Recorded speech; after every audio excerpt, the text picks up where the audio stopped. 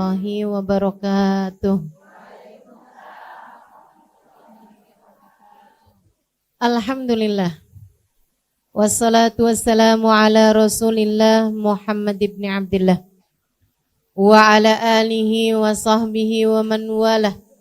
Subhanaka la ilma lana illa ma 'allamtana innaka antal alimul hakim. Rabbi shrah li sadri wa yassir li amri wahlul 'uqdatan min lisani yafqahu qawli, amma ba'du. Ibu-ibu, teman-teman, kakak-kakak, adik-adik, anak-anak, nenek-nenek, janda-janda, yang semoga semuanya dirahmati, dicintai Allah SWT, disayangi, dibanggakan, disyafaati Nabi besar Muhammad sallallahu alaihi wa alihi wasallam, insyaallah. Amin ya rabbal alamin. Udah deket Ramadanan aja.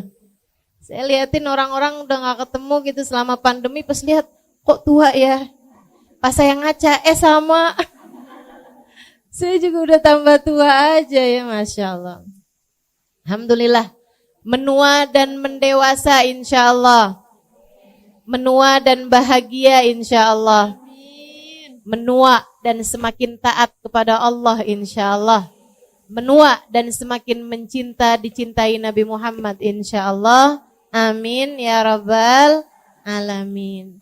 Dan kita udah beberapa hari lagi, Bu, mau masuk kepada bulan suci Ramadan. Jangan lupa, ya Bu ya, nisfu Sya'ban itu malam penentuan nasib. Nih penting banget gak tuh? Penting banget nih, Bu. Malam penentuan nasib. Kita gak tahu nih kan nasib kita ke depan nih kayak gimana. Ada apa aja di depan kita nggak paham. La tadri nafsun madza taksibu gada, kata Allah dalam Al-Quran. Wa ma tadri nafsun bi ayyi ardin tamut. Seseorang nggak pernah tahu apa yang akan dikerjakannya esok hari. Kita cuma bisa merencanakan. Akan tetapi Allah jualah yang menentukan.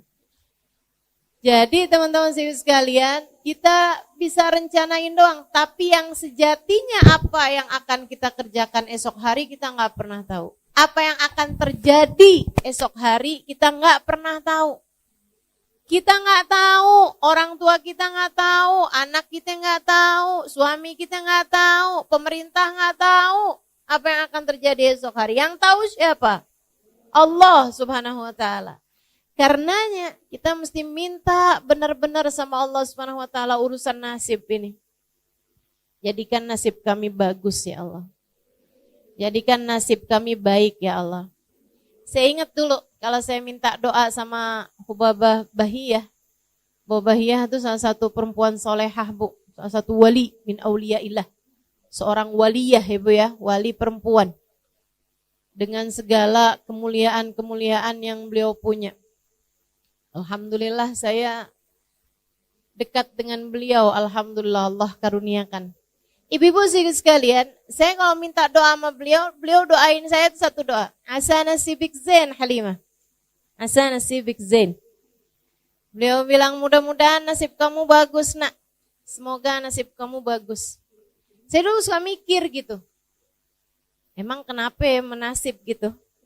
Tapi ternyata sudah saya ingat-ingat, abah saya dulu juga bilang yang sama. Kata abah saya, nak, orang hidup tuh yang penting nasib. Orang cakep, nasibnya bagus, gak enak hidupnya. Betul Bu? Orang cakep aja, kalau nasibnya gak bagus, gak enak loh hidupnya. Apalagi orang jelek. Orang kaya, kalau nasibnya gak bagus, hidupnya gak enak loh Bu. Apalagi orang,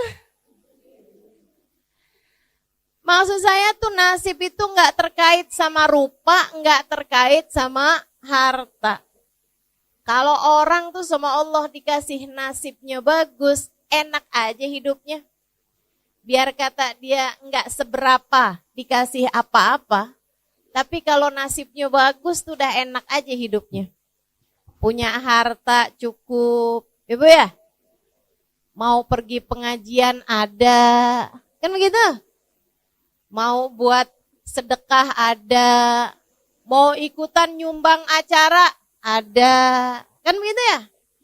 Kepengen umroh ada, pengen haji ada juga. Wah, tuh itu namanya rezeki yang berkah. Namanya nasib hartanya adalah harta yang bagus. Nah, kita minta kayak begitu tuh sama Allah Subhanahu wa taala. Makanya di malam nisfu Sya'ban, nanti Ibu sekalian jangan lupa amalin nih bacaannya yang diajarkan, yang dilakukan oleh para guru-guru kita. Kabarnya ini diajarkan dari Nabi Muhammad. Sebab para sahabat ngamalin, para tabi'in ngamalin, para ulama-ulama sepanjang zaman ngamalin, Bu. Saya belajar dulu di Indonesia 8 tahun sebelum saya lanjutkan ke luar negeri. Nah, itu Ibu sekalian, semua tuh ulama-ulama Jawa Barat, Jawa Tengah, Jawa Timur ngajarin sama semua dah malam nisfu Sya'ban baca Yasin 3 kali. Udah, Ibu ikutan ulama aja daripada ikutan yang gak jelas tuh, Bu. Baca Yasin malam nisfu Sya'ban bid'ah. Bid'ah tuh gimana? Bid'ah tuh dolalah. Kullu bid'atin dolalah. Semua bid'ah adalah sesat. Wa kullu dolalatin finnar. Semua kesesatan membawa neraka. Maksud kamu orang baca Yasin masuk neraka gitu?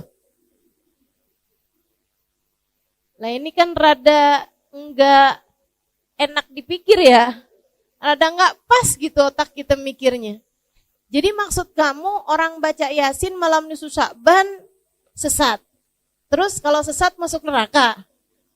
Berapa banyak orang-orang di mana-mana baca kalau malam nisfu Sya'ban Yasin 3 kali. Andai nih nggak ada yang ngajarin kecuali seorang ulama yang saya tahu sangat soleh, dia ngamalin dan dia ngajarin, saya sih akan ikut. Ibu betul nggak gitu?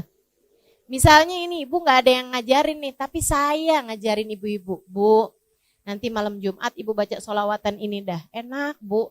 Saya tuh kalau habis baca sholawatan ini tuh saya doa, minta sama Allah tuh doa saya diijabah gitu. Hati jadi lebih tenang. Ibu amalin apa enggak? Amalin. Nah, diajarin sama satu orang saya aja, asal Ibu tahu saya punya sanad ilmu. Maksudnya saya punya kapasitas ilmu untuk mengajarkan itu. Ibu akan amalkan. Apalagi Bu yang ngajarin ulama banyak banget dah. Dari di Indonesia sampai ke luar negeri, dan Nabi Muhammad telah mengatakan lan tajtami' ummati ala dhalalah. Umatku ini enggak akan pernah sepakat dalam kesesatan.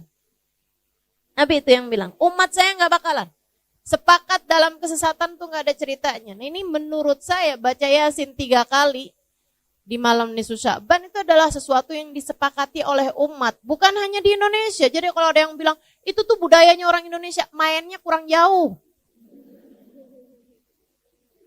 Mainnya kurang jauh tuh Bu tuh, suruh pergi tuh ke Yaman, suruh pergi tuh Habib Zain bin Smith di Madinah ngajarin, Ibu ya.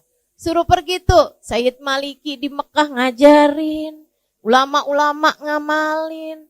Ibu-ibu sekalian, suruh pergi ke Syekh Ramadan Al-Buti, ya Bu ya, di Syria ngajarin. Pergi tuh ke Mesir, diajarin. Semua pada ngamalin kok. Nah, kamu gak ngamalin ya ikutan siapa gitu kan. Nah, insya Allah bisa kita amalin ya Bu ya. Apalagi menyangkut urusan sama nasib. Innallaha yatajalla fi lailatin nisf min Sya'ban fayaghfir illal musyrik wal musyahin. Kata Nabi Muhammad alaihi salatu wassalam, Allah akan menunjukkan rahmat, menurunkan rahmat, anugerah kasih sayangnya pada malam nisfu Sya'ban. Dengannya, dengan kasih sayang tersebut, Allah memberi ampunan kepada hamba-hambanya yang mukmin, kecuali yang gak dapat ampunan siapa? Al-musyrik, orang yang menyembah selain Allah, wal musyahin, dan orang yang hatinya terdapat kebencian terhadap, dendam terhadap salah satu dari hamba Allah yang beriman. Nih, kasihan nih, 2 orang tersebut nih gak bisa dapat rahmatnya Allah Subhanahu wa taala pada malam nisfu Sya'ban. Semoga kita terhindar darinya insyaallah. Amin. Baca Yasin 3 kali. Yasin yang pertama diniatin biar apa Bu? Panjang umur dalam taat. Kalau minta panjang umur jangan asal panjang Bu. Ibu mau umur panjang di atas tempat tidur kagak bisa ngapa-ngapain? Gak mau. Ibu mau panjang umur buat banyakin daftar dosa? Gak mau. Kita minta sama Allah panjang umur fi khairin wa lutfin wa afiyah. Bitaatillah dalam taat kepada Allah, fi khairin wa lutfin wa afiyah, dalam kebaikan, dalam keselamatan dan dalam kesehatan. Insya Allah. Yasin yang kedua ibu baca dengan niat urusan rizki, ibu ya, biar lancar, biar berkah, biar manfaat. Dan ibu jangan salah Bu, rizki itu juga bukan hanya urusan uang, apalagi urusan makanan, enggak sama sekali ibu ya. Rizki itu luas ibu-ibu sekalian, karena manusia tuh punya 3 bagian nih, ada badan, ada akal, ada hati. Semuanya ketiganya perlu rizki. Badan ibu perlu rizki. Buat makan, buat nutup aurat, buat tempat buat tidur, buat tempat buat bepergian. Kan gitu ibu ya? Maka yang namanya makanan, yang namanya sandang atau pakaian, yang namanya rumah, tempat tinggal, mau itu ngontrak, mau itu beli, mau itu nebeng. Ya Bu? Semuanya sama aja, itu juga merupakan bagian dari rizki. Termasuk juga kendaraan, mau itu punya sendiri, mau itu nebeng sama teman, mau itu naik kendaraan umum, sama aja Bu. Itu namanya rizki juga gitu. Rizki juga. Ibu-ibu sekalian yang saya muliakan tuh rizkinya badan gitu ya. Kemudian ada lagi rizkinya akal. Maka ibu selain minta rizki yang badan, ibu juga minta rizki yang akal. Apa tuh? Ilmu yang manfaat. Ya kan gitu ya? Itu namanya rizkinya akal ibu tuh. Bisa punya ilmu. Dan buat ilmu itu Bu perlu guru. Makanya ibu juga perlu minta dikaruniai guru. Terutama buat anak cucu ibu dah. Ke depan nih waktunya kita gak tahu zamannya akan jadi seperti apa. Maka ibu perlu membekali anak-anak cucu-cucu ibu dengan doa-doa. Doanya salah satunya adalah minta ya Allah, karuniakan untuk anak-anak cucu-cucuku ilmu yang bermanfaat dan guru yang memandu mereka menjalani kehidupan. Orang kalau ada gurunya insya Allah benar Bu. Kalau gak punya guru nih bisa ngeblangsak mana-mana ibu ya. Mama jangan baca doa nisfu Sya'ban mah. Itu bid'ah. Kamu taunya dari mana nak? Dari Google. Ini berguru sama Mbah Google. Bu ya. Berguru sama Syekh Yahoo nih. Berguru sama yang enggak ada ininya gitu, sambungannya. Gitu kan. Nah itu masalahnya tuh. Mudah-mudahan dah semuanya pada dikaruniai guru yang soleh, yang dapat membimbing jalan kehidupan kita. Insya kata Allah dalam Al-Quran, wa man yudlilillah falan tajida lahu waliyan mursyida. Siapa yang disesatkan oleh Allah, Allah tidak akan memberikan padanya seorang guru pembimbing. Artinya, kalau kamu dikasih dalam hidupmu ada guru yang kamu dengarkan, guru yang kamu bisa ikuti cara hidupnya, guru yang bisa kamu ikuti pemikirannya, maka artinya kamu adalah orang yang dikehendaki baik oleh Allah, yang dikehendaki mendapatkan petunjuk dari Allah. Ibu ya, doain anak-anaknya, doain cucu-cucunya, biar semuanya berada di dalam jalan lurus sehingga otaknya, akalnya, pikirannya berada dalam jalan yang benar. Insya. Kemudian Bu ada lagi nih. Rizkinya hati. Rizkinya hati. Banyak nih Bu nih. Ibu punya keluarga yang soleh. Itu merupakan rizkinya hati Bu. Betul apa enggak? Ibu kok punya anak gitu kan. Anak ibu bandel. Anak ibu gak bisa diomongin. Ibu pegel hati gak Bu? Pegel hati ibu, ya Allah. Sedih hati ibu. Makanya punya anak yang soleh-solehah. Itu merupakan rizki hati. Rizki hati nih Bu, nih nilainya lebih tinggi daripada rizkinya badan Bu. Bu, punya suami yang soleh, rezeki apa bukan? Rezeki, ibu ya, rezeki. Punya suami yang soleh lebih baik daripada nggak punya suami. Tapi bu, punya suami yang megelin, mendingan kagak punya suami dah. Betul nggak? Betul nggak? Betul. Jangan, ya Allah kasih saya suami deh ya Allah. Yang penting laki-laki dah. Enggak, ibu mesti punya standar gitu kan. Yang soleh, bisa bawa kebaikan dunia akhirat. Rezeki tuh ibu-ibu sekalian. Rezeki, makanya minta tuh sama Allah rezekinya hati. Rezekinya hati tuh macam-macam ya bu ya. Akhlak yang baik, itu juga rezekinya hati. Ya kan? Minta dikaruniai akhlak yang bagus, minta dikaruniai perilaku yang benar, minta dikaruniai kehidupan yang menyenangkan.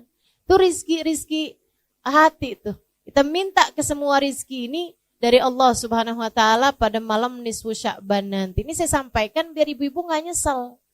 Kalau ibu-ibu taunya nanti pas malam 17 Sya'ban udah lewat nisfu Sya'bannya, ya ampun. Kok baru tahu sih, kemarin doanya cuman gitu doang nih. Gitu kan. Tapi kalau saya kasih tahu sekarang, ini kan udah deket nih. Jadi ibu-ibu gak nyesel. Kalau saya kasih taunya 2 minggu yang lalu, takutnya ibu-ibu keburu lupa. Apa ya gitu, Ustazah kemarin tuh ngajarin kayaknya penting dah. Tapi apa gitu udah lupa lagi. Nah ini kan deket nih, insya Allah gak lupa ya Bu ya.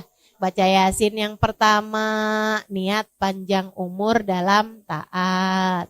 Baca Yasin yang kedua, niat rizki, zahir batin, rizkinya badan, rizkinya akal, rizkinya hati. Kemudian, ini yang paling penting nih, bergantung dengannya nasibmu di akhirat. Minta agar dimatikan di waktunya nanti dalam keadaan husnul khotimah. Karena kayak apapun senengnya hidupmu di dunia, ini andai orang hidupnya seneng banget nih di dunia, meskipun gak ada yang kayak begitu. Orang tuh yang namanya hidup tuh pasti aja ada enak, ada gak enaknya kan. Tapi andai ada orang hidup seneng aja di dunia nih, tapi matinya su'ul khotimah, bu, udah deh tuh. Jadi penyesalan sepanjang kehidupannya nanti di akhirat. Sebaliknya, kalau ada orang hidupnya susah terus, tapi matinya husnul khotimah, udah tuh. Bakalan jadi kesenangan nantinya di akhirat. Lupa sama semua kesusahan kehidupan kalau dia matinya dalam keadaan husnul khotimah. Minta sama Allah, ya Allah apabila datang ajal menjemput kami, matikan kami dalam husnul khotimah. Kenapa kok kami enggak saya Ustazah? Ya boleh kami, boleh saya. Cuman kalau ibu-ibu doa kami, itu ibu niatin juga buat anak-anak. Ya Bu ya? Buat suami, buat orang-orang yang ibu sayangi. Semoga semuanya dimatikan dalam husnul khotimah.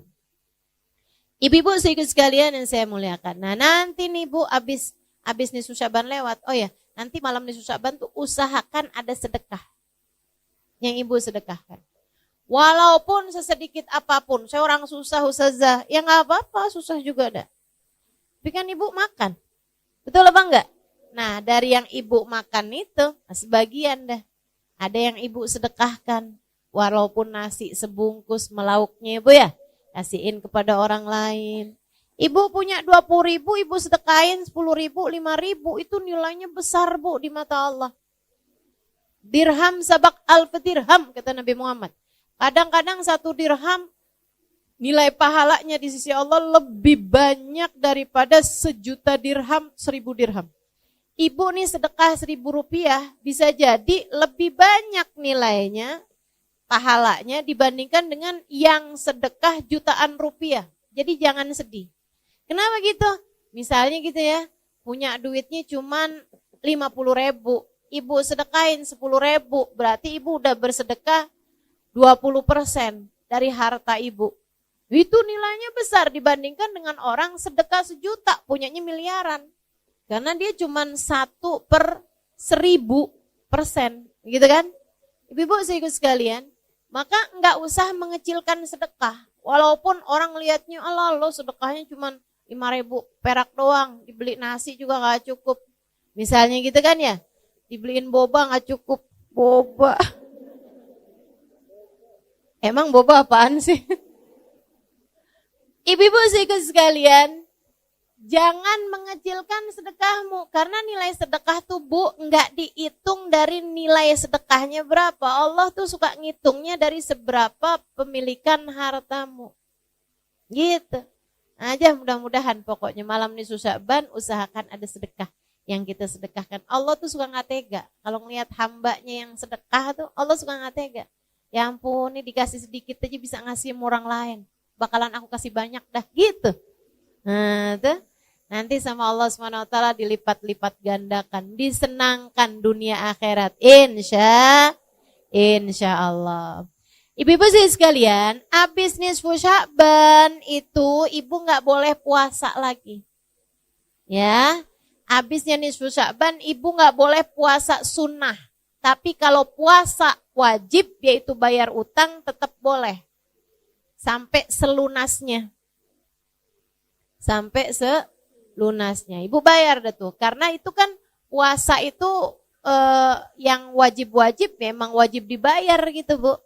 Jadi gak ada batasan sampai akhir Ramadan. Meskipun sebaiknya Bu ya, jangan akhir Ramadan banget tuh kamu masih ada puasa.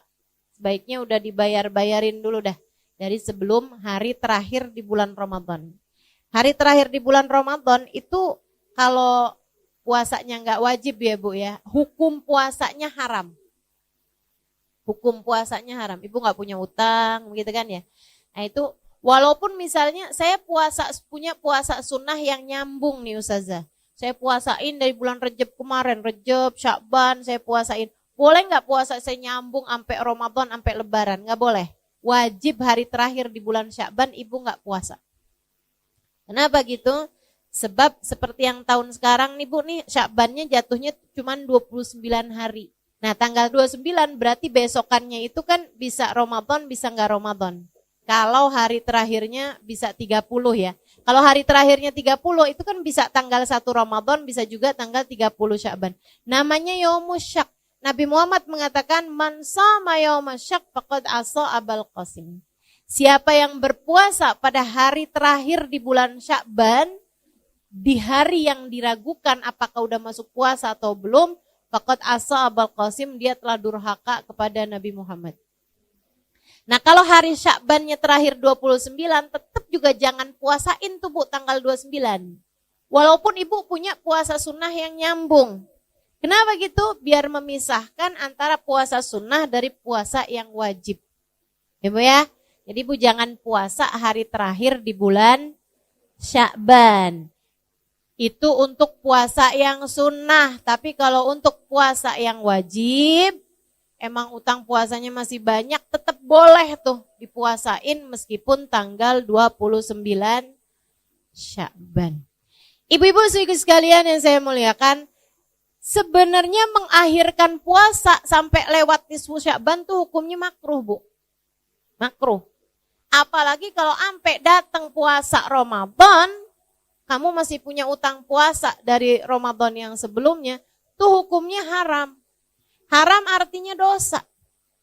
Ibu, makanya ibu bayarin tuh utangnya. Kenapa gak bayar-bayar? Kagak ada yang nagih Ustazah. Nah loh, mau minta siapa yang nagih? Israel. Kan serem banget ya Bu. Nah, insya Allah dah, pokoknya bayarin dah hutangnya tuh. Saya dah yang nagih, mewakili malaikat Israel. Masya Allah. Sebelum datang malaikat Israel, buruan bayar hutangnya. Mudah-mudahan Allah SWT jadikan kita lunas dari semua hutang. Baik hutang kepada Allah, kayak puasa begini nih, ataupun hutang kepada manusia. Insya. Sampai datang Ramadan, Ibu, hati-hati sama Ramadan. Ramadan itu Bu, amal ibadah dilipat gandakan benar. Tapi jangan salah, dosa juga dilipat gandain. Bu, orang tuh kalau bulan Ramadan ya Bu ya, bohong kan emang haram. Ya Bu, tapi kalau ibu-ibu bohongnya di bulan Ramadan, ibu bohongnya berkali lipat. Apalagi kalau ngepasin Lailatul Qadar, nah loh. Sekali bohong kayak 1000 bulan bohong. Serem bener. Berlipat ganda, Bu, karena katanya para ulama, semua waktu di mana amal ibadah berlipat ganda, kalau kita berbuat dosa juga berlipat ganda. Makanya banyak ulama memilih untuk tidak mau tinggal di Mekah. Kenapa gitu? Karena di Mekah itu amal ibadah berlipat ganda, 1 rakaat senilai 100.000 rakaat. Benar. Akan tetapi dosa juga berlipat ganda. Di Masjidil Haram itu sholat 1 rakaat senilai 100.000 rakaat di tempat yang lain. Tapi kalau bikin dosa di Masjidil Haram, dosanya juga lipat-lipat ganda.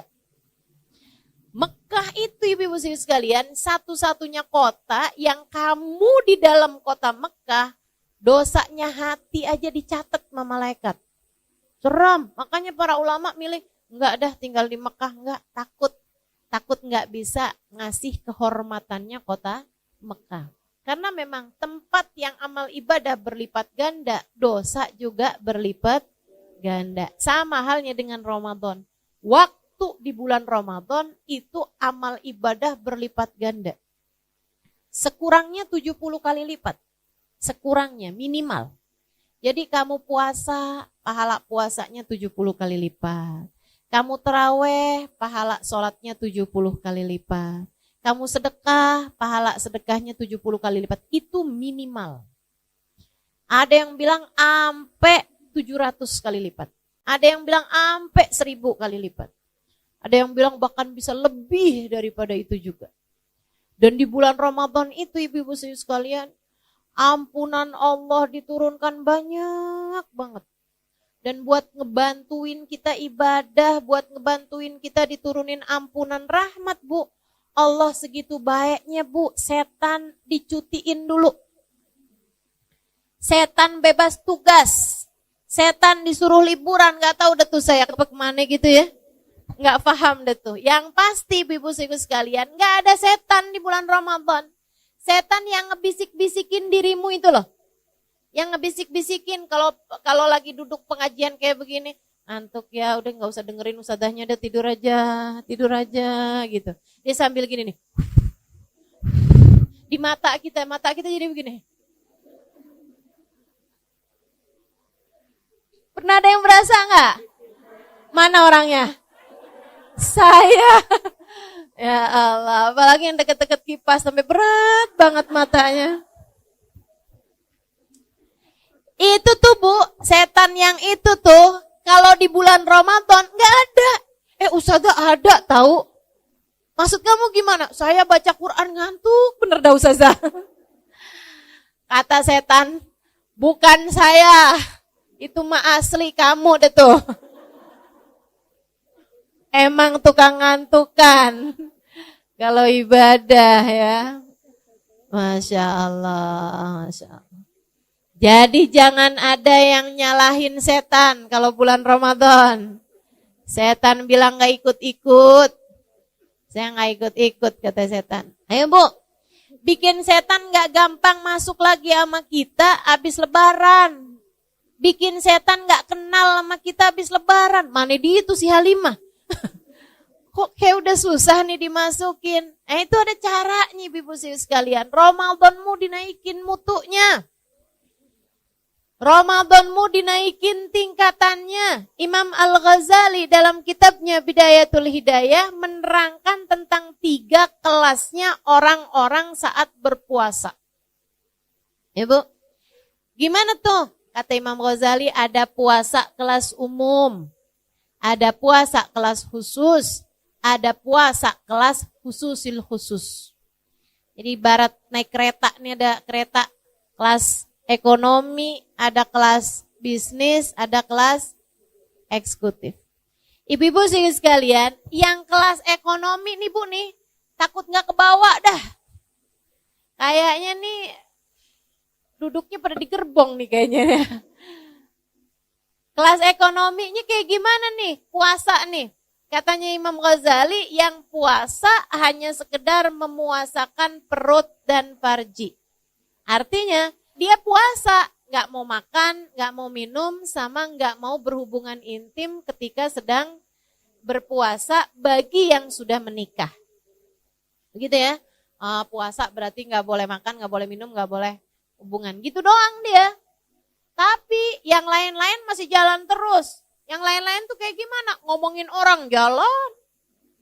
Bohong, gitu ya. Ngelihat dengan syahwat, iya juga gitu. Nontonnya nggak bener, juga jalan juga. Semua maksiat masih dikerjakan. Marahin suami, tambah jadi. Soalnya deket-deket lebaran, dana-dana belum tunai, belum cair. Masih beku di kulkas ya Bu ya. Waduh, udah tambah deh tuh, tambah deket lebaran, tambah kenceng marahnya sama suaminya. Masya Allah, nih Bu-ibu nih, yang kayak beginian nih Bu, seram. Katanya Nabi Muhammad alaihissalam, kam min saim, laisa min siyamihi illal ju' wal atash. Berapa banyak orang puasa, gak dapat apa-apa dari puasanya, kecuali nahan lapar sama haus doang. Bahkan Imam Abu Hanifah sampai menyebutkan, nggak dapat pahala, tapi wajib diqadha puasanya. Kalau puasa kamu batal karena dosa-dosa yang tadi telah saya sebutkan, kayak bohong, ngomongin orang, gitu ya Bu ya. Itu katanya Imam Abu Hanifah, batal puasa kamu, ntar mesti diqadhain. Ya ampun, serem bener. Katanya Imam Syafi'i dan yang lain-lain, enggak, puasanya enggak batal, puasanya sah, tapi enggak ada pahalanya. Nah, buat apa? Puasa kita nih Bu, kalau Allah tolak gak mau terima, menurut Ibu siapa itu yang mau ngasih pahala? Gak ada Bu. Makanya mesti hati-hati urusan puasa nih, mesti hati-hati. Karena puasa ini amal ibadah yang paling disukai, paling didemenin sama Allah SWT. Allah tuh paling suka kalau ngelihat hamba-hambanya pada puasa. Allah tuh Bu, kalau kita udah masuk bulan suci Ramadan, Allah tuh banggain kita di hadapan para malaikat-malaikatnya. Kata Allah, liatin deh tuh hamba-hambaku tuh, pada lemes-lemes, liatin deh tuh. Liatin hambaku tuh, pada lapar, pada haus, kesianan gitu ya. Kata Allah, mereka nahan lapar, ninggalin makanannya meskipun mereka lapar. Mereka meninggalkan minumnya meskipun mereka haus. Kenapa? Untuk aku, kata Allah, fasaumuli wa ana ajzibih, puasa mereka untukku, akulah sendiri yang akan memberikan balasannya. Ibu, saya dengar Bu ya, dari Sayyidil Habib Umar bin Hafid, malaikat raqib sama malaikat atid nih Bu nih, kalau nyatetin amal ibadah kita atau nyatetin dosa-dosa kita, sekalian dikasih nilai. Ya mereka udah punya hitung-hitungannya semua tuh Bu. Misalnya kita ya, sholat duhur, langsung tuh dikasih nilai sama malaikatnya. Kalau khusyuk sekian, kalau nggak khusyuk sekian. Kalau khusyuk rukuknya doang sekian, gitu. Kalau khusyuk pas takbirnya doang sekian, gitu kan. Kalau sambilan sholat sambil ngedengerin TV yang lagi kebuka, ada sekian. Tuh. Kalau sambilan mikirin masakan yang mau dimasak sekian, ada hitungannya semua. Kalau kita berjamaah, makanya saya berusaha buat nggak ninggal sholat jamaah. Kenapa gitu? Orang kalau sholat berjamaah itu Bu, kadang-kadang biar kata nggak khusyuk, insya Allah Allah terima. Gitu. Makanya berusaha dah buat sholatnya berjamaah, karena khusyuk itu susah. Betul nggak Bu? Susah Bu. Kita kadang khusyuk nih bagian depannya doang, belakangnya ngeblangkrak. Ya Allah, nyari kunci nggak ketemu, begitu sholat inget.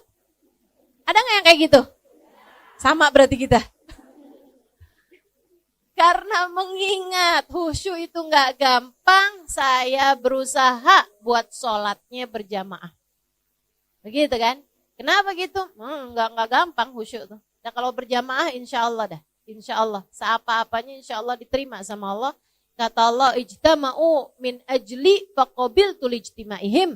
Mereka berkumpul karena aku terima sholat mereka sebab perkumpulan mereka. Nah ini malaikat nih Bu, udah punya hitung-hitungannya semua. Termasuk Ibu hadir majelis kayak begini nih, malaikat raqib Bu, udah tahu hitung-hitungannya. Kalau khusyuk dengerin berapa pahalanya gitu. Kalau misalnya pikiran udah sambil ngeliatin jam nih, kapan ya waktunya makan siang. Gitu kan? Itu ada hitung-hitungannya tuh Bu semuanya. Malaikat raqib udah tahu dah, nggak bakalan keliru, nggak bakalan kurang, nggak bakalan lebih, nggak bakalan kelebihan gitu. Semua ada hitung-hitungannya. Yang gerak-gerak mulu badannya. Masa orang nggak boleh gerak-gerak Ustazah? Boleh, cuman yang kayak yang sibuk aja sama HP-nya, antaran lihat belakang, antaran lihat ke depan gitu ya. Enggak khusyuk tuh kan namanya. Kata Nabi, lausakan galbu hadza lasakanat jawarihuh. Kalau hati seseorang tenang, maka akan tenanglah anggota tubuhnya. Insya Allah. Ibu-ibu, semua malaikat tuh punya hitung-hitungannya amal ibadah kita, kecuali puasa. Kecuali puasa. Jadi kalau ibu puasa, itu malaikat cuma tulis Halimah puasa. Gitu misalnya. Gitu doang. Udah. Siapa yang ngasih nilai? Allah langsung. Makanya bahaya nih. Puasa nih bahaya. Amal ibadah yang paling disukai Allah. Tapi Allah kalau nggak demen ditolak aja sama Allah. Nggak ada tedeng aling-alingnya. Nggak ada pengacara yang ngebelainnya gitu. Puasa nih urusannya. Karena langsung sama Allah Subhanahu wa taala. Kalau malaikat tuh Bu tuh masih banyak istighfarnya buat kita nih hamba-hambanya Allah. Malaikat itu. Masih kayak yang mau katanya Ibu ya, malaikat itu ada di kitabnya Imam Al-Haddad. Risalah Mu'awana ya kalau nggak salah ya. Itu katanya Imam Al-Haddad radhiyallahu ta'ala anhu warḍah, kalau kamu bikin kemaksiatan, itu malaikat atid nggak langsung nulis dosa kita. Nggak langsung nulis. Katanya malaikat raqib bilang kayak gini, Tid jangan dicatat dulu Tid. Siapa tahu habis gini dia taubat, tar dulu Tid, tungguin. Gitu katanya Bu. Itu ada tuh, ada hadisnya, ada sanadnya Bu ya, ditulis tuh sama Imamul Haddad. Beneran ini. Kalau kita niat berbuat buruk, apalagi nggak ditulis sama dia. Baru niat doang tuh nggak ditulis. Tapi kalau niat kita berbuat kebaikan udah langsung ditulis. Kalau kita ngerjainnya ditulis dan diberi pahala minimal 10 kali lipat. Masya Allah. Tuh ibu-ibu sekalian. Jadi malaikat raqib sama malaikat atid tuh masih ada gitu. Masih ada yang jangan ditulis dulu deh dosanya, tar dulu. Siapa tahu dia taubat, tar dulu. Masih banyak rahmatnya orang, ya kecuali kalau udah gemes kali ya. Maksiat mulu nih kerjaannya, langsung tulis. Wallahu a'lam deh tuh. Tapi yang pasti ibu-ibu sekalian, malaikat raqib sama malaikat atid masih banyak rahmatnya gitu. Masih kayak yang saya ngelihatnya kayak masih ada jiwa pengacara mau membela kliennya nih Bu nih. Tapi kalau urusan puasa, malaikat pun angkat tangan. Allah sendiri yang akan menuliskan balasannya. Makanya begitu puasa ada ngomongin orangnya, kata Allah aku tolak. Gak ada pahalanya apa-apa. Begitu puasa kamu ada bohongnya, kata Allah aku tolak. Puasa macam apa ini? Begitu kamu puasa, kemudian kamu marah-marahin anak, hati anak sedih gitu. Allah bilang, kenapa dia berbuat begitu kepada hambaku? Aku tolak puasanya. Kamu mau ngomong apa? Ibu-ibu saudaraku sekalian yang saya muliakan, Nabi Muhammad tuh Bu benar-benar minta kita jagain puasa. Benar-benar minta kita jagain puasa, terutamanya yaitu ya, puasa kita itu jadi puasa yang enggak umum, kita naikin menjadi puasa yang khusus dengan memuasakan anggota tubuh kita dari dosa. Terutamanya dosanya lisan yang paling banyak bikin pahala puasa tuh habis. Pahala puasa hilang, itu kebanyakan dari dosanya lisan. Makanya ibu-ibu sekalian, bulan puasa jagain lisan. Jagain lisan. Makanya kenapa kalau bulan puasa pengajian pada libur. Kenapa gitu? Maaf ya Bu ya. Memang juga karena sepanjang bulan, 11 bulan tuh anggap pelatihan kalau bulan puasa kayak waktu praktek gitu. Itu iya juga. Dan juga biar ibu-ibu lebih konsentrasi ibadah-ibadah kayak baca Quran dan lain sebagainya. Itu iya juga. Tapi juga Bu, karena kita nih perempuan-perempuan nih kalau udah kumpul-kumpul, mulut kita nih suka rada nyerempet gitu. Ya, Yang nggak niat ngomongin orang aja nyerempet-nyerempet jadi ngomongin orang. Betul apa enggak? Apa kabar Bu? Baik, masih bagus nih. Ya kan ya? Kemarinan nggak kelihatan. Iya nih lagi ada masalah sama suami. Tuh. Yang satu demen curhat, yang satu kepo. Ya udah kan pas. Emang ada masalah apaan Bu? Iya gitu udah tuh ya. Gimana ya? Biar jadi kayak istri orang gitu. Emang selama ini istrinya siapa? Genderuwo gitu. Ya Allah, ya Allah. Ibu-ibu sih sekalian yang saya muliakan. Pokoknya emang bulan Ramadan tuh Bu tuh, saran saya emang sebaiknya Bu kalau bisa diusahain gak banyak ketemu orang tuh ahsan. Lebih baik. Kenapa gitu? Itu dia dah. Udah ketemu orang banyak inian tuh akhirnya jadi nyerempet. Ini dah gitu. Bohong. Itu udah harus banget ditutup kamusnya. Jangan ada kebohongan di bulan Ramadan. Kalau habis tarawih gimana Ustazah? Ya sama aja. Bulan Ramadan tuh dosa dilipat gandain. Jangan sampai nih ada ibu-ibu nih tanyain sama suaminya. Kamu lihat uang saya di saku baju yang kamu cuci enggak? Bang, nanyanya habis tarawih ntar gimana?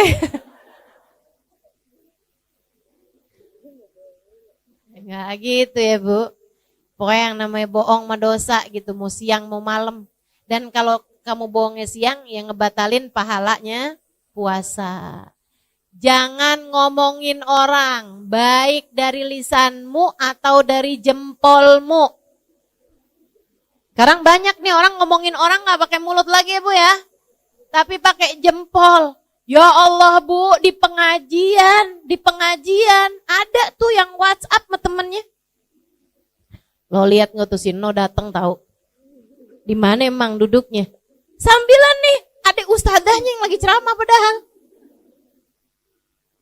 Ya ampun, bisa-bisanya dia datang kagak punya malu. Nah tuh. Ya Allah, ya Allah. Tuh ibu-ibu saya sekalian, kamu bahkan kelihatannya lagi duduk di majelis taklim, akan tetapi sejatinya kamu sedang ghibah. Ghibah tuh Bu bahaya dan bisa batalin pahala puasa kita.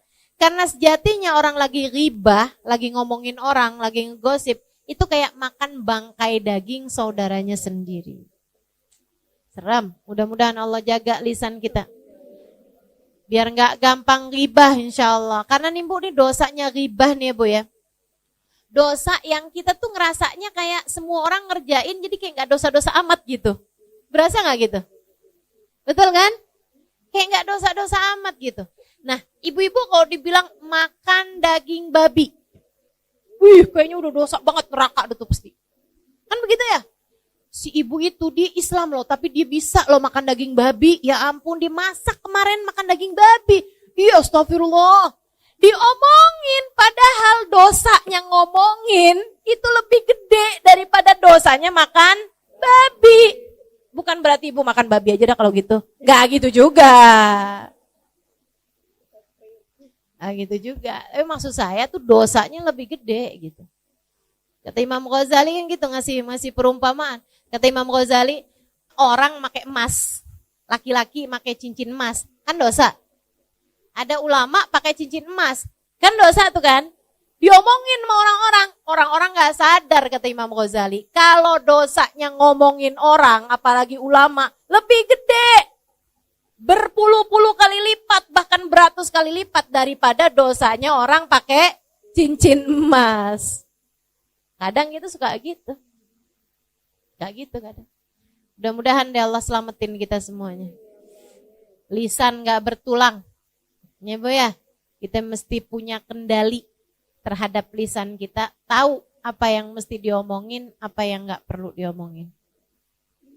Juga bulan puasa nih Bu, biar puasamu naik menjadi kelas khusus tadi ini, kelas bisnis. Ibu mesti jagain lisannya dari menyakiti hati orang. Hati-hati Bu, bahaya. Bu, bahaya. Termasuk anak sendiri. Ibu jangan suka nyakitin hati anaknya. Dibangunin susah sahur, akhirnya keluar kata-kata yang gak bagus. Jangan. Nanti yang nyesel dirimu sendiri. Ini gak kayak anak orang nih. Kayak anak. Kayak anak apa? Kalau ibu nyebutin nama salah satu binatang, anak sakit hati kan. Meskipun anak kalau bisa nyaut. Ya kalau saya anak monyet, ibu induknya dong. Untung aja anak-anak kita tuh sopan-sopan loh Bu. Betul apa enggak? Anak-anak kita tuh santun-santun. Ibu suka marah kalau ibu ngajak anak ibu ngomong, anak ibu pegang HP. Betul apa enggak? Coba diingat-ingat. Nak, kalau ibu ngomong, HP-nya ditaruh dulu. Nih ibu mau ngomong penting nih, liatin muka ibu, liatin. Saya ini ibumu loh nak, surga kamu tuh udah di bawah kaki saya. Ada yang suka gitu? Enggak ya? Enggak segitu dramanya ya?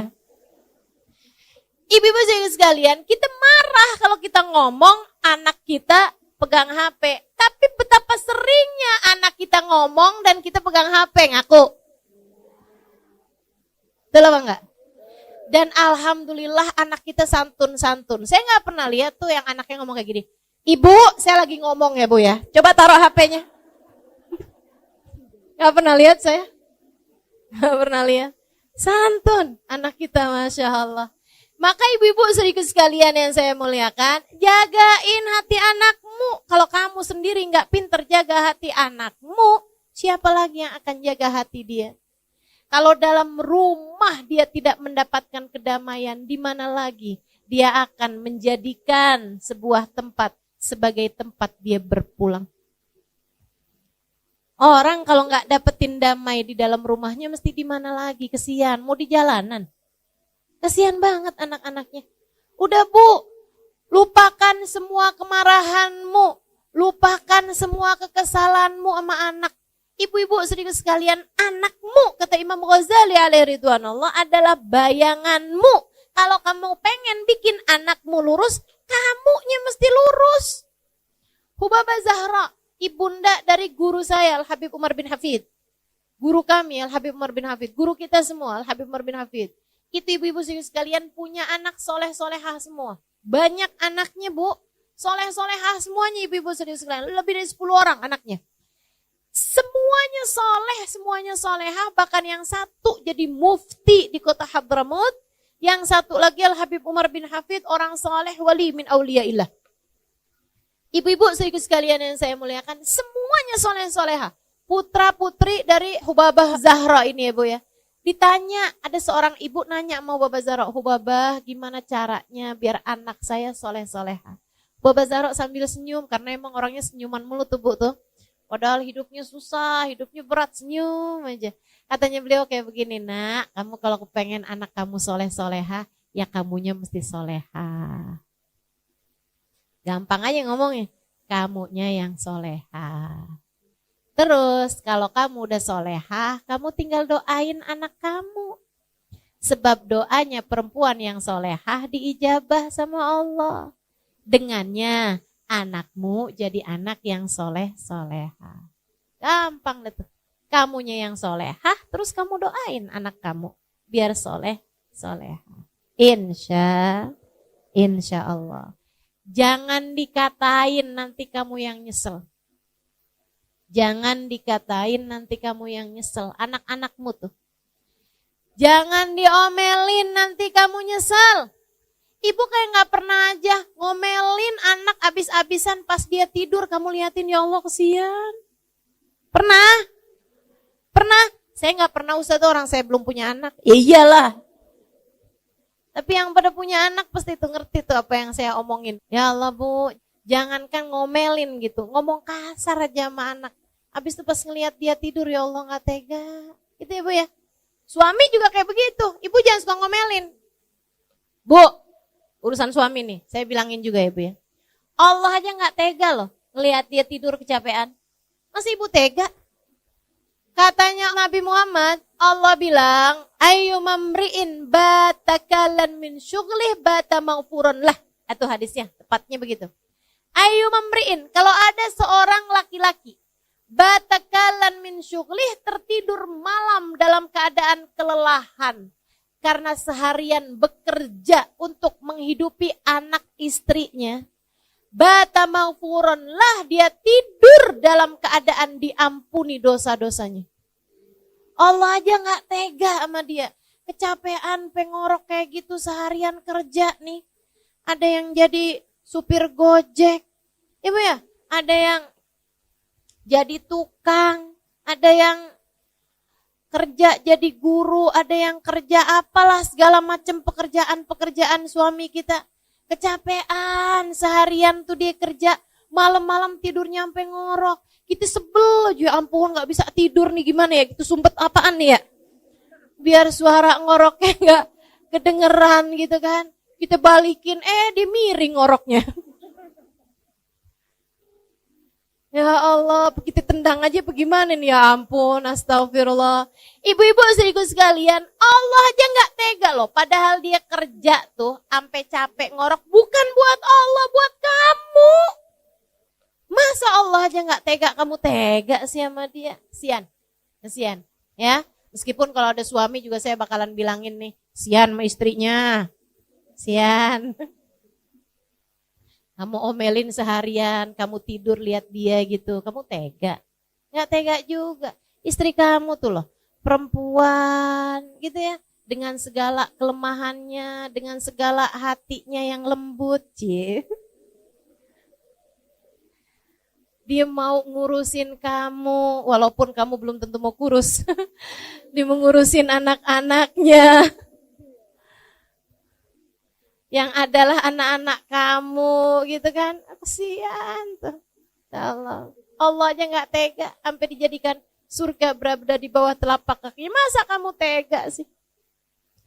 Maka berumah tangga nih mesti yang saling sayang. Dah, hilangkan segala kemarahan-kemarahan, hilangkan segala kebencian-kebencian. Bulan Ramadan, Allah aja gak tega ngelihat hambanya tuh pada lemes-lemes, pada lapar-lapar, haus-haus gitu. Masa kita tega sih ngelihat anak itu udah lemes kayak begitu, kamu omelin mulu.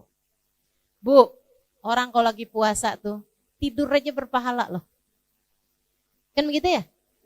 Naumus shaim ibadah. Kata Allah, tidurnya orang lagi puasa nilainya ibadah. Allah aja gak tega, dia tidur aja ditulis pahala. Masa kamu tega-teganya sih? Bang, puasa tidur mulu. Ya Allah, Bu, Allah yang gak tega. Kamu ngeliat anak kamu tidur, puasa tidur aja kerjaannya. Ayo bangun, sholat, ayo baca Quran. Gini gitu segala macam kamu omelin. Ya Allah, Bu, dia tidurnya ibadah, kamu ngomel dosa. Nih, mikirnya yang benar nih. Dia lagi ngerjain ibadah loh, Bu. Kamu bangunin. Yang ada kamu yang dosa. Dia lagi ibadah, kamu gangguin.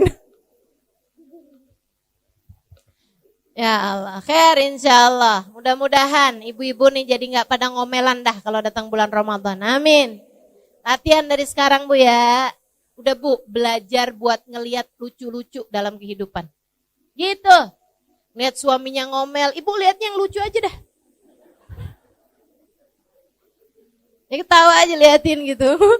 Ketawa, dia lagi marah kita ketawa gitu. Kamu ketawa kenapa sih? Abang lucu dah, Bang. Hidungnya kembang kepis, Bang.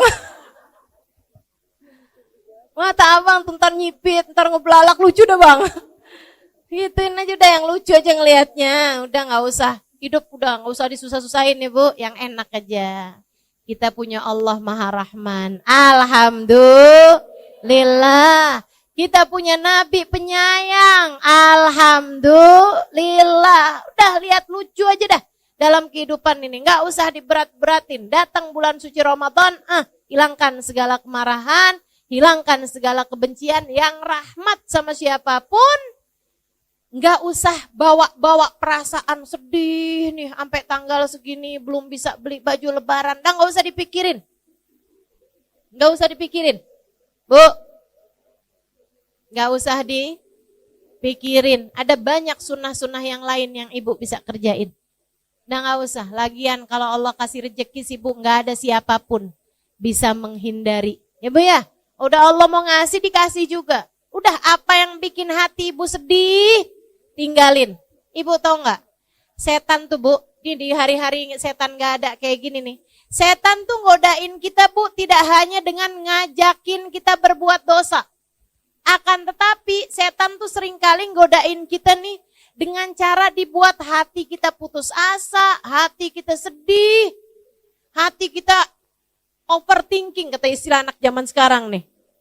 Itu tuh seringkali bisikan-bisikan setan, kayak ngilang-ngilangin nikmat yang Allah SWT berikan. Padahal kalau kita mau hitung nikmatnya Allah, enggak kebayang banyaknya. Udah, Ibu enggak usah mikirin yang enggak ada. Ibu syukuri aja apa yang ada. Insya Allah. Sebab Bu, kalau kamu mau cari yang enggak adanya terus, kamu akhirnya enggak bisa bersyukur dalam kehidupan. Saya kasih tahu ya Bu ya, hidup ini enggak pernah ideal buat siapapun. Bu, enggak ada loh orang yang hidupnya ideal, hidupnya pas semuanya, enggak ada Bu. Ada orang nih ya Bu ya, sakit-sakitan, hidupnya enggak enak, kan begitu kan? Sakit mulu gitu, dikit gini sakit, dikit gitu sakit, enak apa enggak enak? Enggak enak. Kadang-kadang nih sehat orangnya ya Bu ya,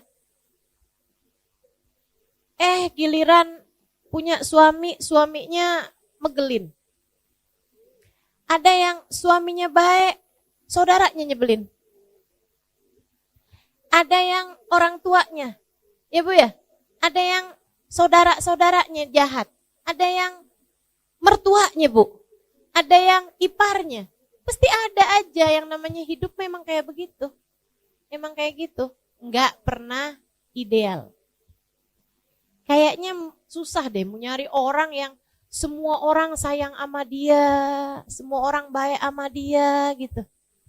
Orang Nabi Muhammad yang sempurna gitu aja Bu, dijahatin sama pamannya, iya kan?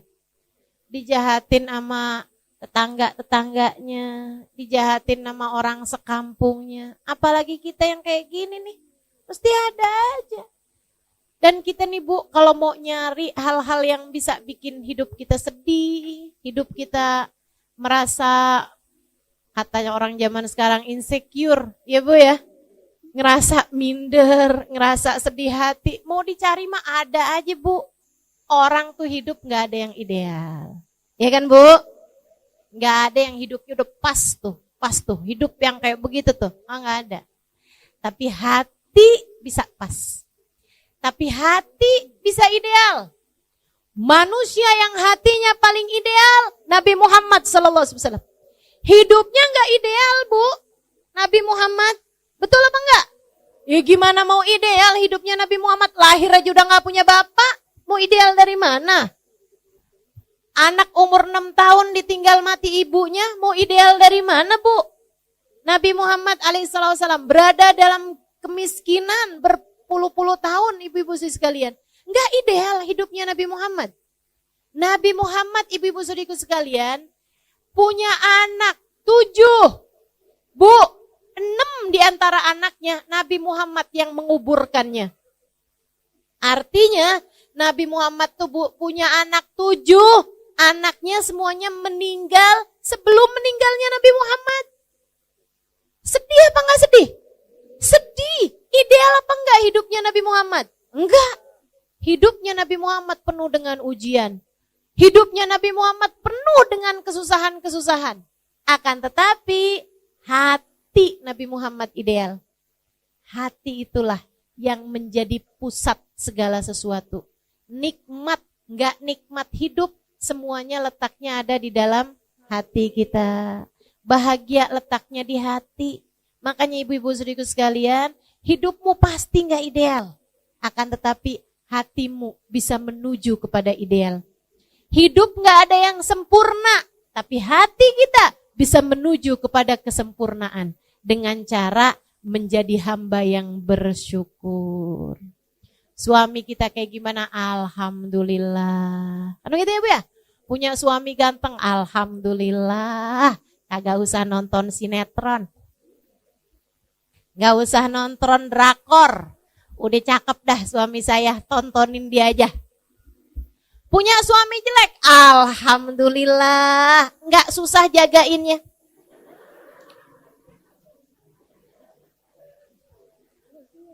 Agak ada yang mau sama dia. Jadi mutlak penuh. Jadi milikmu seutuhnya. Ibu-ibu saudariku sekalian yang saya muliakan, dah yang enak-enak aja dah Bu ya. Karena mau nyari ideal nggak ada, udah cari yang enaknya aja, bikin lucu aja hidup, nikmati aja hidup. Mudah-mudahan kita bisa jadi orang-orang yang senantiasa bersyukur. Insya Allah, jagain puasanya, jagain anggota tubuhnya. Jangan biarin lisan ngomel mulu, jangan biarin lisan bohong, jangan biarin lisan ngomongin orang. Ibu ya, jangan biarin mata ngelihat kemaksiatan, jangan biarin kaki melangkah ke tempat-tempat yang ada dosa-dosanya. Jangan biarin tangan ngerjain hal-hal yang dilarang sama Allah. Puasamu jadi puasa yang khusus.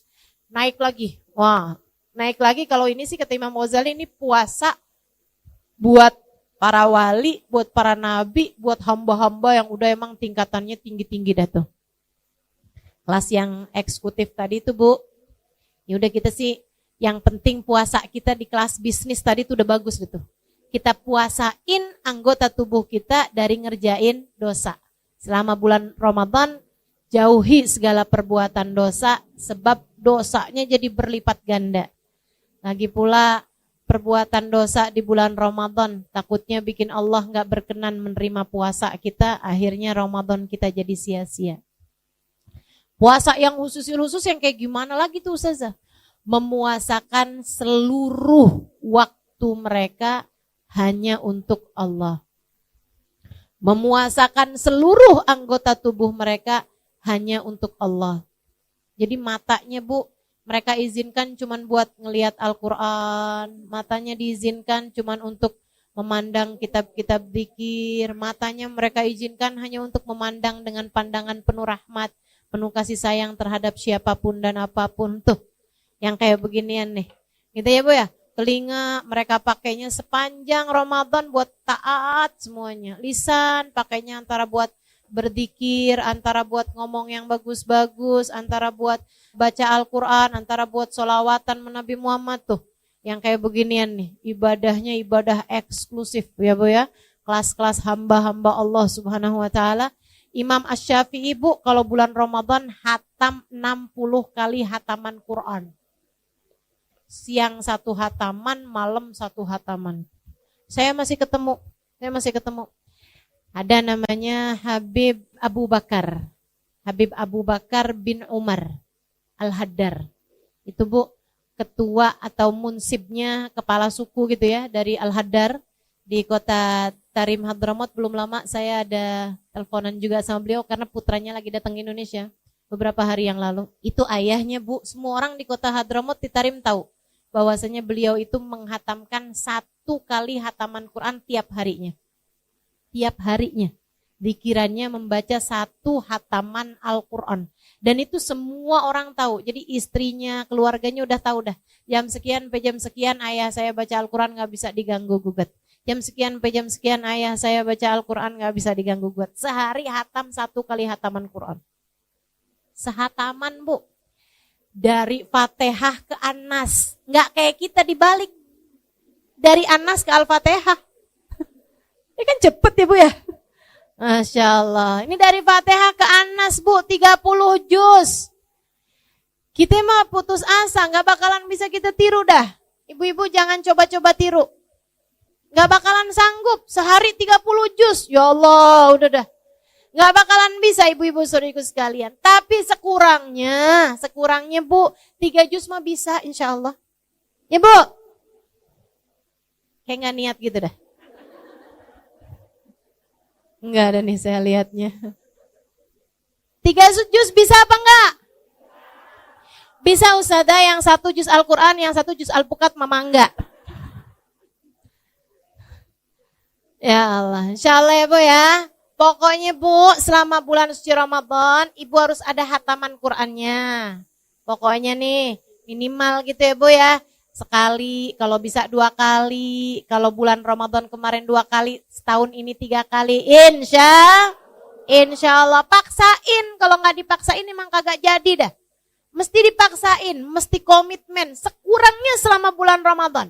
Sekurangnya selama bulan Ramadan, insya Allah lisan kita pakai buat baca Al-Quran. Ibu-ibu saudaraku sekalian, mudah-mudahan naik puasa kita nih.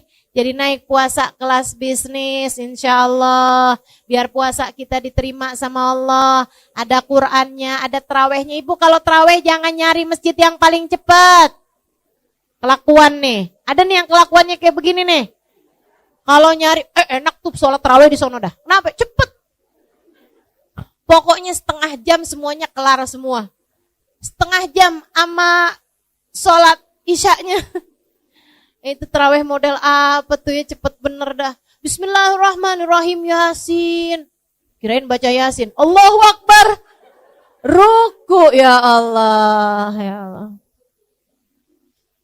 Jangan ya Bu ya, jangan ya Bu ya. Insya Allah Bu, terawihnya biar bener. Ya Bu, dikirannya juga biar banyak. Dikiran Ramadan gini nih. Asyhadu an la ilaha illallah. Astaghfirullah. Nas'alukal jannata wa na'udzubika.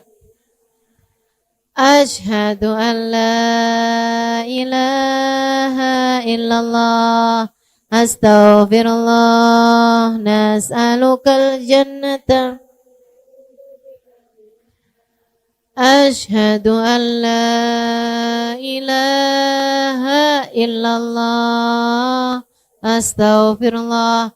Nas'alukal jannata wa na'udzubika minan nar. Allahumma innaka afuwun tuhibbul afwa fa'fu anna. Allahumma innaka afuwun. Allahumma innaka afuwun tuhibbul afwa fa'fu anna ya karim. Tuh kita perbanyak. Insya Allah mudah-mudahan Allah terima semuanya. Allah mudahkan semuanya buat diamalkan insya Allah. Mudah-mudahan apa yang turun pada malam nisfu Sya'ban dan pada sepanjang bulan Ramadan nanti Allah tidak menghalangkan kita darinya insya Allah. Semoga saja di saat turun hujan ampunan kita semuanya terampuni dosa-dosanya. Ketika turun hujan rahmat kita menjadi hamba yang disayang Allah SWT. Ketika turun itkun minan nar, pembebasan dari api neraka, kita menjadi orang-orang yang telah dibebaskan Allah dari api neraka insya Allah. Mudah-mudahan Allah SWT menjadikan kita di bulan Ramadan semakin dekat dengan orang-orang saleh, semakin dekat dengan hamba paling saleh Nabi besar Muhammad sallallahu alaihi wasallam, karena kita mengikuti cara beliau menjalankan bulan suci Ramadan. Mudah-mudahan Allah Subhanahu wa taala menjadikan kita orang-orang yang dikaruniai umur yang berkah, nasib yang bagus, rizki yang halalan tayyiban mubarakan, ilmu yang bermanfaat, hati yang selalu bahagia. Allah karuniakan pada ujung akhir hidup kita kematian dalam husnul khotimah. Ala hadiniyah bikuniyatin salihah jami'ah syamilah la hadratin Nabi Muhammad sallallahu alaihi wasallam. Al-Fatihah. A'udzu billahi minasyaitonir rajim. Bismillahirrahmanirrahim. Alhamdulillahirabbil alamin arrahmanir rahim maliki yaumiddin. Ista'in ihdinas siratal mustaqim siratal ladzina an'amta 'alaihim ghairil maghdubi 'alaihim waladdallin amin. Allahumma bihaqqil Fatihah birmatil Fatihah barakatil Fatihah taftah lana abwabal khair tu'amilana muamalat ahlal khair takfina min jamil fitan wal mihan bu'us wa dhair innaka wali kulli khair mutafaddil bi kulli khair bi rahmatika ya arhamar rahimin. Allahumma inna nas'aluka ziyadatan fid din barakatan fil umur wa sihhatan fil jasad wa sa'atan fil rizqi wa taubatan qabla al maut wa syahadatan indal maut wa maghfiratan ba'dal maut wa afwan indal hisab wa amanan minal adab wa nasiban minal jannah warzuqna an-nadhar ila wajhikal karim. Allahumma afina min bala'ik wa auzi'na syukra ni'maik wa adikna barda afik wa halawata munajatik. Allahumma inna nas'aluka minal uquri awfaraha wa minal adhani asfaha wa minal a'mali azkaha wa minal akhlaqi atyabaha wa minal arzaki azzalaha wa minal afiyah akmalaha minad dunya khairaha wa minal akhirah na'imaha bihaqqi sayyidina Muhammadin sallallahu alaihi wasallam. Allahumma inna nas'aluka ziyadatan fid din, barakatan fil umur, wa sihhatan fil jasad, wa sa'atan fil rizki, wa taubatan qablal maut, wa syahadatan indal maut, wa maghfiratan ba'dal maut, wa afwan indal hisab, wa amanan minal azab, wa nasiban minal jannah, wa rizqna an-nadhar ila wajhikal karim. Allahumma hawwin alaina fi sakaratil maut wan najata minan nar wa afwan indal hisab. Allahumma rabbana atina fid dunya hasanah wa fil akhirati hasanah wa qina adzaban nar. Dawahum fiha subhanakallahumma wa tahiyyatuhum fiha salam wa akhiru da'wana anil hamdulillahi rabbil alamin. Allahumma barik lana fi Sya'ban wa ballighna Ramadan wa inna ala siyam wal qiyam wa qiraatil Qur'an wa ganni'na bil galil minat ta'am wal manam wal kalam. Allahumma barik lana fi Sya'ban wa ballighna Ramadan wa inna ala siyam wal qiyam wa qiraatil Qur'an wa ganni'na bil galil minat ta'am wal manam wal kalam. Wa sallallahu ala sayyidina Muhammadin wa ala alihi wa sahbihi wa sallam. Dawahum fiha subhanakallahumma wa tahiyyatuhum fiha salam. Akhiru da'wana anil hamdulillahi rabbil alamin. Mudah-mudahan bermanfaat.